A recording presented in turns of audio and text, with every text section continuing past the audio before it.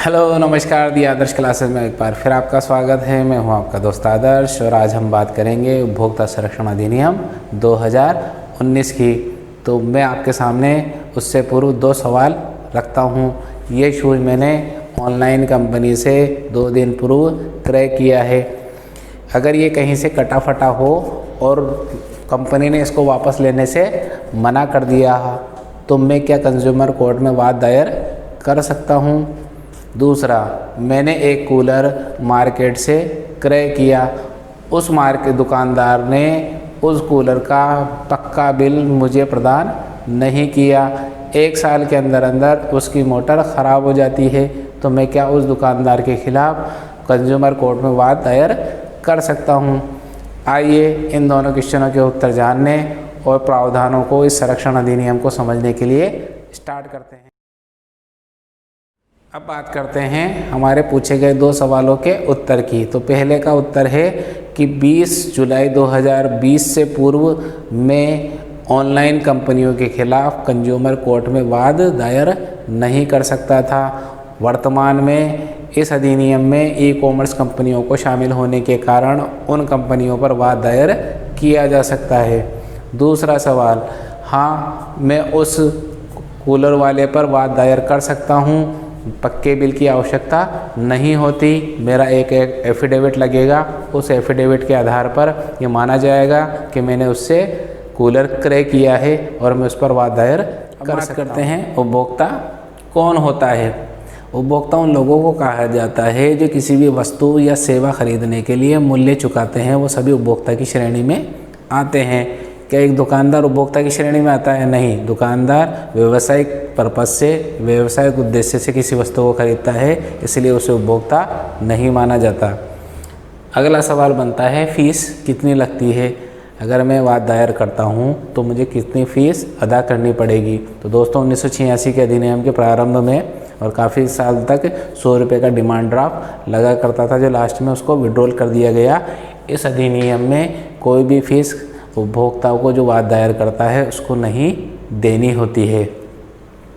अगला सवाल बनता है, एडवोकेट वकील की आवश्यकता होगी अगर मैं कंज्यूमर कोर्ट में केस दायर करता हूं? तो दोस्तों आपको वकील एडवोकेट करने की कोई आवश्यकता नहीं है, ऐसी कोई बाध्यता नहीं है। आप खुद भी पैरवी कर सकते हैं, लेकिन मेरा ये सजेशन है कि आपको वकील ज़रूर कर लेना चाहिए, क्योंकि जो ड्राफ्टिंग के टाइम कुछ लीगल जो बातें होती है वो वकील ही उनको जीरा बेस के दौरान रख सकता है। आप उनके बारे में नहीं रख सकते। कानून की जानकारी है तो आप ज़रूर बिना वकील के भी आसानी से पैरवी कर सकते हैं। अगला पॉइंट हम लेके चलते हैं, उपभोक्ता संरक्षण अधिनियम 2019 में ऐसे कौन से क्रांतिकारी प्रावधान है जो 1986 के अधिनियम में नहीं थे, जो ये दावा करते हैं कि त्वरित न्याय उपभोक्ता को दिया जाएगा। तो हम बात करते हैं पहले प्रावधान की। तो पहले प्रावधान में ये कहा गया है कि उपभोक्ता कहीं पर भी वाद दायर कर सकता है जहां पर वो निवास करता है। पूर्व के 1986 के अधिनियम में ये प्रावधान था कि जहां पर विक्रेता का ऑफिस हो वहां पर ही वो वाद दायर कर सकता था। बिल के नीचे साफ लिखा होता था, न्याय क्षेत्र ये क्षेत्र रहेगा, यहाँ पर ये आप वाद दायर कर सकते हैं। तो इसमें पहला क्रांतिकारी बदलाव किया गया है। दूसरा क्रांतिकारी बदलाव ये है कि जो जिला फोरम है, जो जिला कमीशन है, उसकी जो मूल्य राशि है वो बढ़ा के 1 करोड़ रुपए तक कर दी गई। जो 1986 के अधिनियम में उसके 20 लाख तक के मामले ही वो सुन सकता था। राज्य आयोग 10 करोड़ तक के मामले इस अधिनियम में सुन सकता है और उससे अधिक तक के मामले राष्ट्रीय आयोग के पास ही जाएंगे। जबकि 1986 के अधिनियम में 1 करोड़ तक के मामले राज्य आयोग के और 1 करोड़ से अधिक के मामले राष्ट्रीय आयोग सुना करता था, तो उसकी मूल्य को बढ़ा दिया गया। तीसरे प्रावधान की बात करें तो इसमें ई कॉमर्स कंपनियों को भी शामिल किया गया है।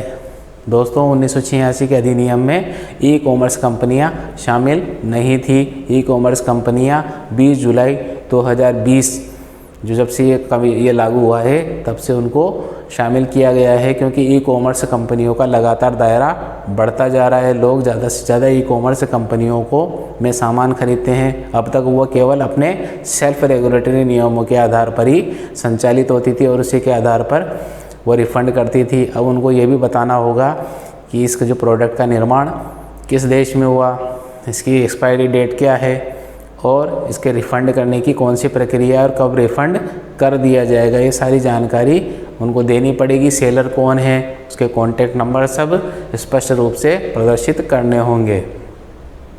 अगले प्रावधान की बात करें तो अब सेलिब्रिटी जो भ्रामक प्रचार करते थे उन सबको ही लपेटे में ले लिया गया, उन पर हम जुर्माना का प्रावधान किया गया है जो पूर्व में कभी था ही नहीं आज तक के टाइम पे। अगर कोई आदमी फेयर एंड लवली का ऐड करता है गोरा बनने का आपको, और मैं उस क्रीम को लगातार 1 साल 2 साल उपयोग करता हूं और मैं गोरा नहीं होता हूं, तो मैं उस सेलिब्रिटी और कंपनी दोनों के खिलाफ वाद दायर कर सकता हूं, क्योंकि वो भ्रामक प्रचार करके मुझे भ्रमित कर रहा है, इसलिए मैं उस पर भी वाद दायर करके उसको दंडित कर सकता हूं, सजा दिलवा सकता हूं। ये इस अधिनियम में शामिल किया गया है। अब बात करते हैं कि पहले इसका नाम कंज्यूमर फोरम हुआ करता था, लेकिन अब इसका नाम कंज्यूमर कमीशन कर दिया जाएगा इस अधिनियम में। बात कर लेते हैं अगले प्रावधान की। अगले प्रावधान में इस नए अधिनियम में ग्राहकों को प्रोडक्ट लायबिलिटी की सुविधा प्रदान की गई है। तो प्रोडक्ट लायबिलिटी क्या होता है दोस्तों, पूर्व में मैं कोई कुकर खरीद के मार्केट से लाता था और कुकर फट जाता था तो मैं कंपनी से केवल कुकर की राशि ही वसूल कर सकता था, लेकिन इस नए अधिनियम में न केवल मैं कुकर की राशि बल्कि मुझे हुए नुकसान और मेरे घर के हुए नुकसान की भी राशि उस कंपनी से वसूल कर सकता हूँ। नए प्रावधान 2019 के अधिनियम में मध्यस्थता ग्राहक मध्यस्थता सेल का गठन किया गया है। अगर कोई वादी और प्रतिवादी दोनों आपस में मध्यस्थता करना चाहते हैं तो उनको प्रोत्साहित किया जाएगा ताकि त्वरित रूप से उस केस का निर्णय हो सके। पूर्व के अधिनियम में विक्रेता पर केवल जुर्माने का ही प्रावधान हुआ करता था, लेकिन इस अधिनियम में उसको कानूनी कार्रवाई भी उस पर विक्रेता पर आसानी से की जा सकती है और उसे सज़ा दी जा सकती है। अब बात कर लेते हैं केंद्रीय उपभोक्ता संरक्षण प्राधिकरण CCPA की। तो CCPA का जो अध्यक्ष होगा वो केंद्रीय उपभोक्ता मामलों के मिनिस्टर को इसका अध्यक्ष बनाया जाएगा। ये जो कंसेप्ट है ये 1986 के अधिनियम में नहीं था, इसी अधिनियम में इसे लाया गया है। इसका कार्य ऐसे भ्रामक और झूठे विज्ञापनों पर नज़र रखना, उनको दंडित करना, उनको सज़ा देना होगा।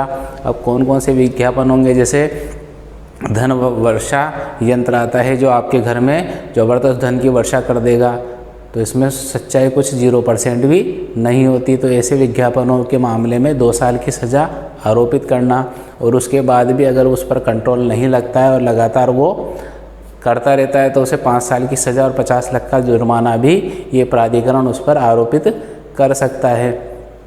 तो दोस्तों ये उपभोक्ता संरक्षण अधिनियम 2019 कितना क्रांतिकारी होने वाला है, इसके परिणामों के आधार पर ही तय किया जाएगा। कमेंट्स बॉक्स पे कमेंट ज़रूर करके बताएं।